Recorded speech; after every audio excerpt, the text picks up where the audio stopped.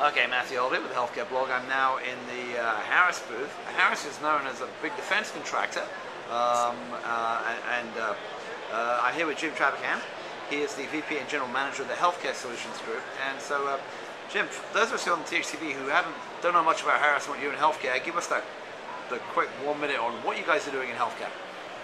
Okay, Harris is a $6 billion company, and we're trusted at the intersection of life and data in every market we serve. We move information from where it's created to where it's needed with a high degree of security and privacy for decision makers with lives at stake. And so we do that for intelligence, for defense, with 2 million passengers riding on a Harris network every day with the FAA. And we're moving all that technology, that enabling technology of connecting care and moving it to healthcare. Okay. That's a good start. Okay, so now what does that mean in healthcare? What are you actually starting to do? I know you've been working on Anything Direct and some others, but yeah. Get to the nuts and bolts. What are you doing? Okay, in the healthcare world, we were connecting the federal agencies, the largest creators of health information like Military Health, Veterans Affairs, Indian Health Services, and connecting them with the largest consumers of health information like Social Security, the CDC, the National Cancer Institute, and helping them share information with each other so that we can accelerate benefits, for example, for wounded warriors coming back. Social Security was the first to go operational. It used to take them 83 days just to find the records to administer benefits. When they go through the software we created for the Federal Health Architecture called NHIN Connect, it takes them 24 seconds. So we think that's the kind of transformation that everybody's looking for, and we're pretty excited about it.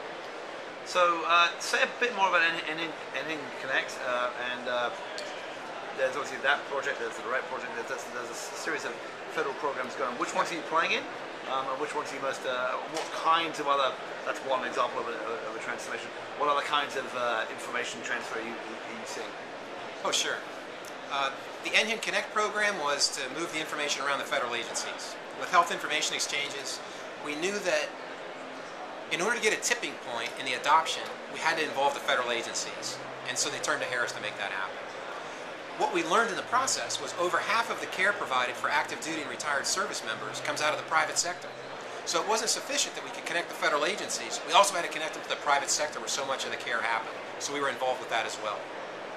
And then they were looking for simple interoperability for physician connectivity where it's known on both ends of the engagement.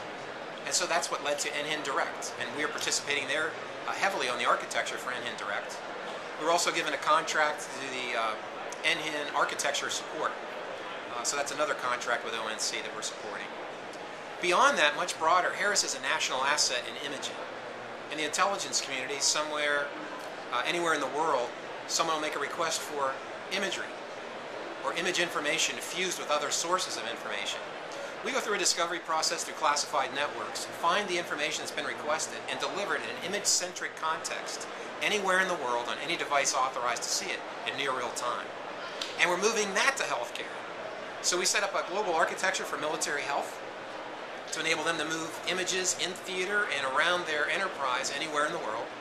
We're also doing enterprise imaging for the VA, 129 hospitals, 1,300 sites.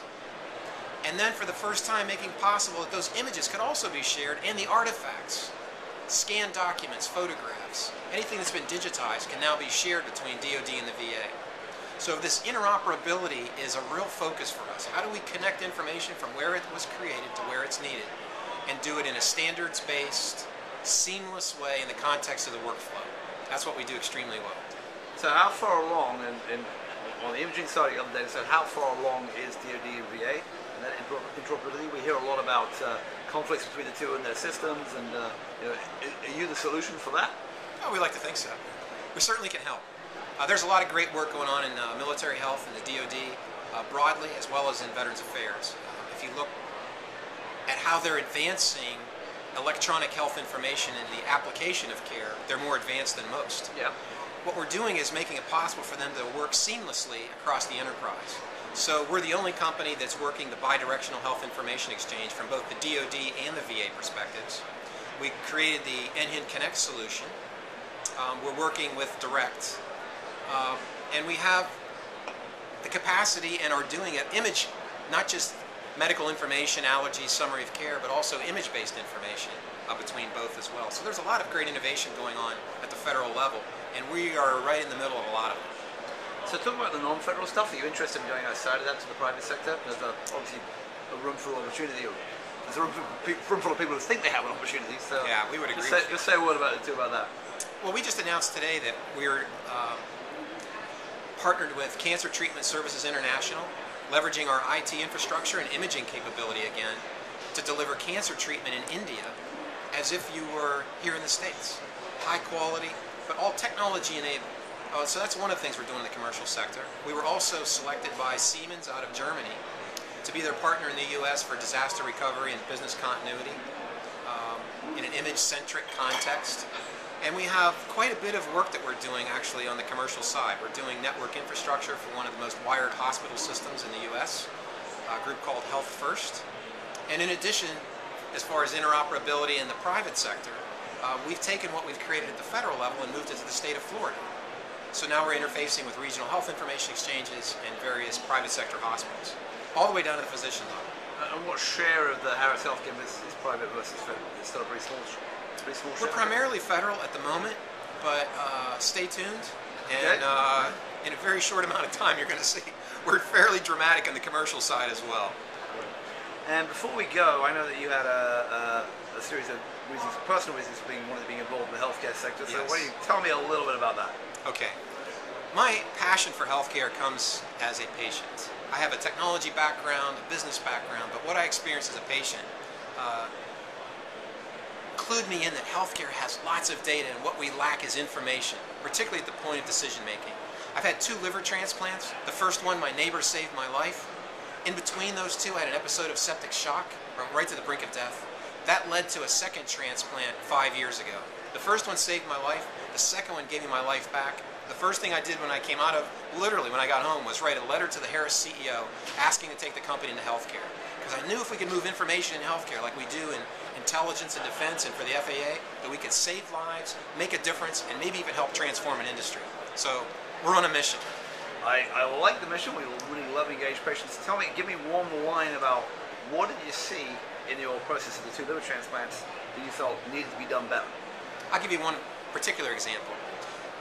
After the first transplant, they said the surgery is science, the medication afterwards is art. We're going to try to balance your immune system. Well, I had a very fast recovery. I came out in 6 days. I was ready to go home. But my neighbor was struggling. So as a result, I said, I came in with Frank, I'm going home with Frank. And I went into rejection waiting for him to recover. And they couldn't stop it.